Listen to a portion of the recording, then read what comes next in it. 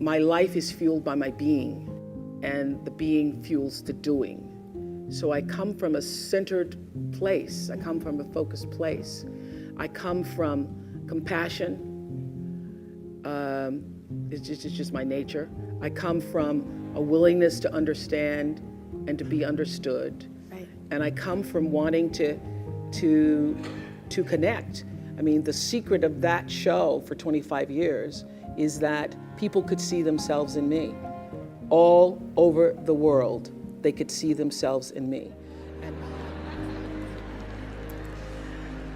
The real truth is that service and significance, service and the significance that you bring to your service is that which is lasting. So to be able to, whatever your occupation or job or talent or gift is, our honorees today getting doctorate degrees, to apparently opposite fields, HIV and AIDS and the spoken word.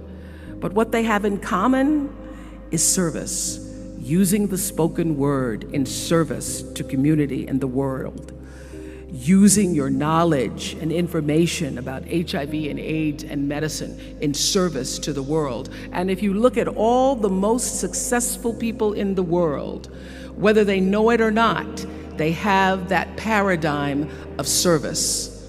You must find a way to serve. Martin Luther King said that not everybody can be famous, but everybody can be great because greatness is determined by service. Now, we live in a world where everybody wants to be famous and where we admire people for just being famous. We think being known brings us value. The truth is, all of that will fade in time. And the number one lesson I could offer you where your work is concerned is this: become so skilled, so vigilant, so flat out fantastic at what you do that your talent cannot be dismissed. Stop comparing yourself to other people.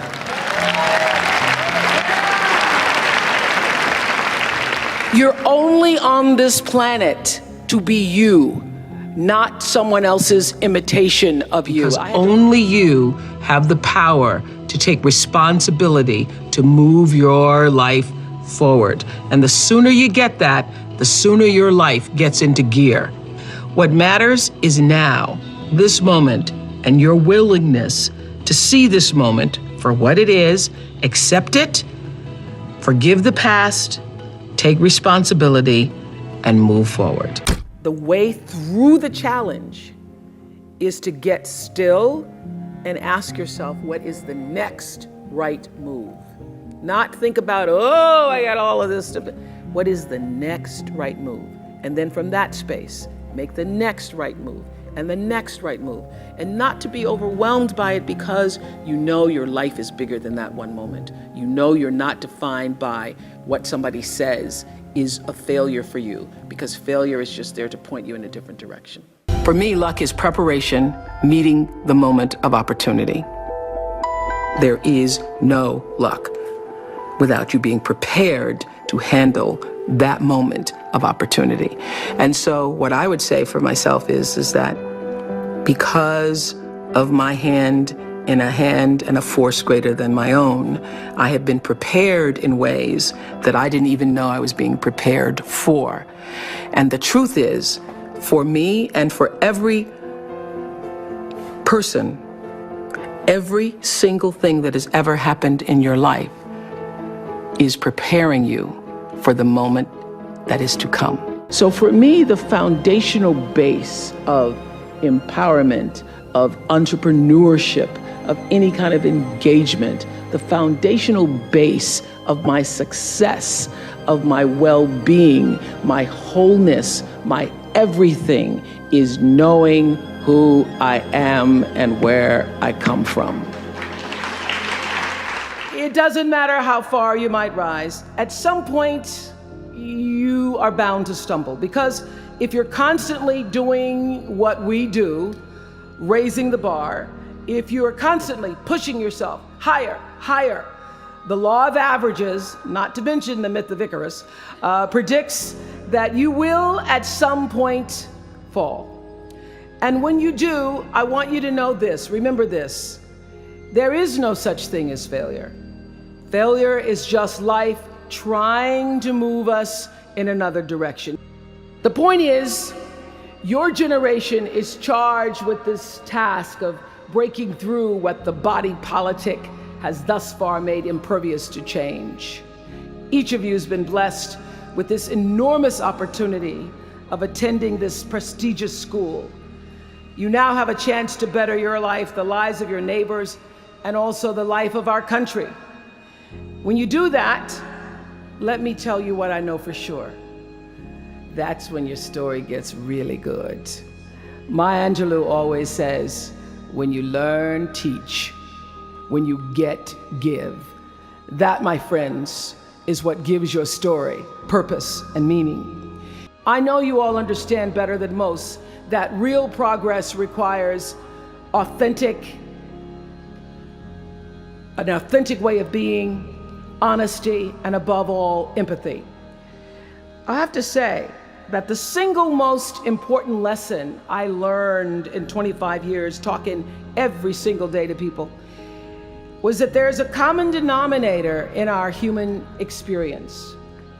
Most of us, I tell you, we don't want to be divided. What we want, the common denominator that I found in every single interview, is we want to be validated. We want to be understood. There's a light inside each of you, all of us, that illuminates your very human beingness if you let it.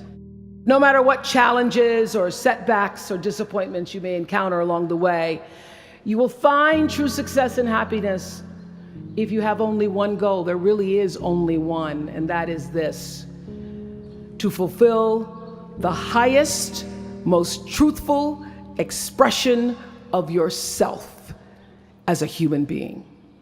You want to max out your humanity by using your energy to lift yourself up, your family, and the people around you.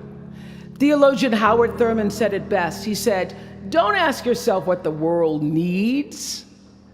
Ask yourself what makes you come alive, and then go do that. Because what the world needs is people who have come alive.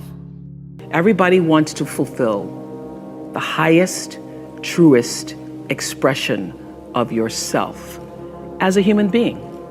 That's what you're looking for. The highest, truest expression of yourself as a human being. It is my intention to live to the highest calling and be pressed to the mark of the highest calling that I have come to do. And when you can ask the Creator, ask that which made you you, what is your dream for me? I guarantee you, instead of you trying to define the dream, what is your dream for me? If you're able to lean into the dream that the universe and all the forces of light and love and power and grace by all the names that we call God has for you, nobody can touch you. There's a bigger dream waiting for you, just waiting for you to step into it. To step into it. Your life is big. Your life is huge. And we spend so much time wanting to be in somebody else's life. And you don't get honored, you don't get revered, you don't get celebrating wanting what somebody else has,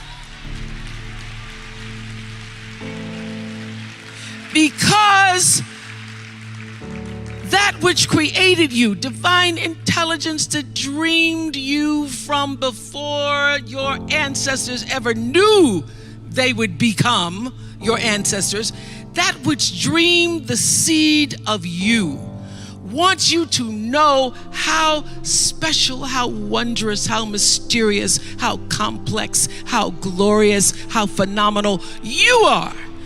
And you get no credit messing in somebody else's territory, or trying to have power over something you have no control. You get to be the master of your own fate. You get to be the captain of your own soul. And if you just manage that, if you just took care of your territory, oh, the glorious, glorious, glorious, wondrous, wondrous opportunities and possibilities that are waiting for you. So the question is, what are you resisting? What are you pushing against? What are you not allowing? What are you blocking because you have this idea of who and what you're supposed to be, instead of leaning into the dream that's already been created and waiting for you? It's waiting for you. So I think we all must practice becoming more comfortable stepping into the unknown. And when those uncertain, overwhelmed feelings creep in, you need to make an effort to stay in the present moment and just be still and breathe and say to yourself, I am here now, and right now everything is okay. All is well, all will be well, and there's nothing I cannot handle. So take some time to be quiet enough to listen to your internal GPS, your truer self, and let the clamor of the world dissipate.